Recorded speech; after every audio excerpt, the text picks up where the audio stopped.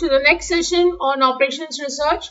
In this session, we are going to discuss about the theory of two-phase method, which is used for solving linear programming problem. The two-phase method is a technique used in linear programming to find the optimal solution to a linear program that involves constraints. The method works by solving the problem in two phases. Phase 1, objective, find a feasible solution. In this phase, the goal is to eliminate artificial variables and determine whether a feasible solution to the constraints exist. To do this, an auxiliary linear program is constructed where the objective function is to minimize the sum of the artificial variables. So what we are going to do is, whatever the given problem is, we will convert it into a minimization type of problem and we are going to solve it. Now, you should remember that the difference between simplex and two-phase method is you're going to use something which is called as artificial variables also, apart from the slack and the surplus variables that you were using. So these will be labeled as A1, A2 based on the number of equations that you have. And you have to convert the given equation into an auxiliary linear equation. We will be calling it as a revised objective function. If the minimum value of this objective function is 0, a feasible solution exists and the process can proceed to phase 2. If not, it means the original problem is infeasible. So at the end of phase 1, you should get Cj minus Zj value as all 0. All these values will be equal to 0.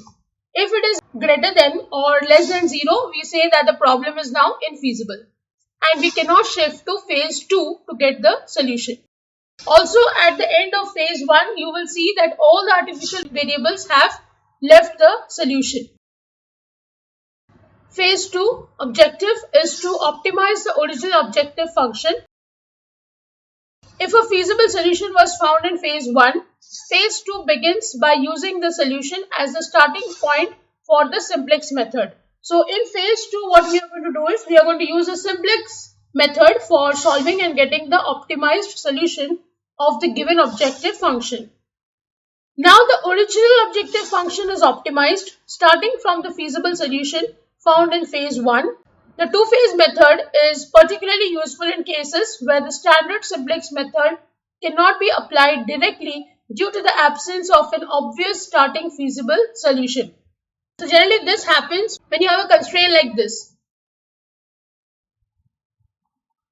So suppose if I have to solve this will be 3x1 plus 5x2. Since the left hand side is greater, I will be adding a surplus variable. So suppose if I add a surplus variable is equal to 10, and by now you know that we are going to assume x1 and x2 as 0. So s1 turns out to be minus 10, and this is violating the non-negativity constraint that all the variables should be greater than equal to 0.